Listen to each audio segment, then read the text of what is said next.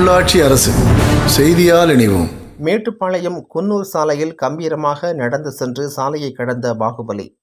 மேட்டுப்பாளையம் மற்றும் அதன் சுற்றுவட்டார பகுதிகளான தேக்கம்பட்டி, தாசம்பாளையம், நெல்லித்துறை, சமயபுரம் உள்ளிட்ட பல்வேறு பகுதிகளில் கடந்த சில மாதங்களாகவே பாகுபலி என்ற ஒற்றை காட்டு யானையின் நடமாட்டம் அதிகமாகவே இருந்து வருகிறது. இந்த பாகுபலி யானை கடந்த சில மாதங்களாக சிறுமுகை வனப்பகுதியில் சுற்றித் திரிந்து வந்தது.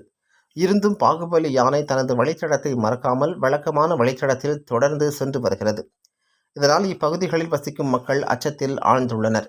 இதனிடையே நேற்று முன்தினம் இரவு மேட்டுப்பாளையம் குன்னூர் சாலையில் பாகுபலி யானை நெல்லிமலை வனப்பகுதியில் இருந்து வெளியேறி சாலையின் ஒரு புறம் வந்து நின்றுள்ளது. சுற்றும் மற்றும் பார்த்த பாகுபலி யானை சாலையில் வாகனங்கள் கடந்து சென்றே கொண்டே இருந்ததால் சற்று நேரம் அங்கேயே நின்றது. போக்குவரத்து சற்று குறைந்த பின்னர் இருபுறமும் வாகனங்கள் வருகிறதா என பார்த்துவிட்டு சாலையில் கம்பீரமாக நடந்து சாலையை கடந்து சென்றது. இதனால் வாகன ஓட்டிகள் அச்சமடைந்தனர். மேலும் சற்று நேரம் போக்குவரத்தும் பாதிக்கப்பட்டது.